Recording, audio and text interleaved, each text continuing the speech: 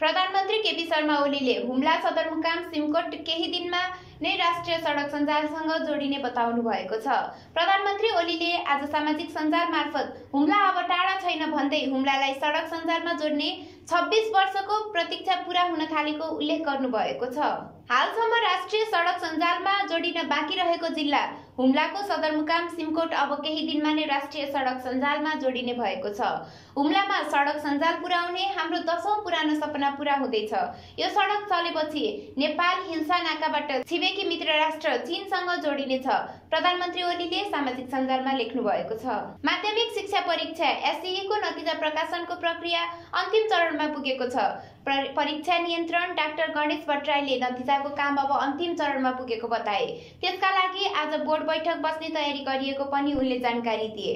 नतिजाको अन्तिम चरणमा छौं, तर प्रकाशित गर्ने निर्णय भइसकेको छैन। त्यसका लागि बोर्ड बैठकबाट निर्णय गर्नुपर्छ। सम्भवतः बोर्डको बैठक आज बस्छ। सदस्य सचिव जङ्गबहादुर अर्यालले पनि नतिजाको विषयमा छलफल गर्न परीक्षा बोर्डको बैठक आज बस्ने भए पनि समय भने निर्धारित भइ नसकेको बताए। वीरगञ्जको प्रमुख शक्तिपीठ गहवा माई मन्दिरबाट आज विशाल गहवा माई रथ यात्रा निकालिएको छ। मन्दिर पुनर्निर्माण भएको 13औं वर्षको उपलक्ष्यमा गहवा माई रथ यात्रा निकालिएको हो। मन्दिरमा विशेष पूजापछि सुरु भएको रथ यात्राले नगरका विभिन्न स्थानको परिक्रमा गर्दैछ।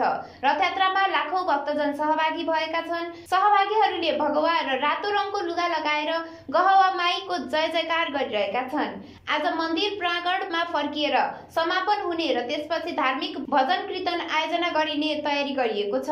मन्दिर परिसरमा शनिबार साँझ रथ यात्राको प्रसाद वितरणका लागि महाभण्डारको आयोजना गरिनेछ। धादिङको थाक्रे गाउँपालिका 8 किलोमा टिप्पर दुर्घटना भएको छ।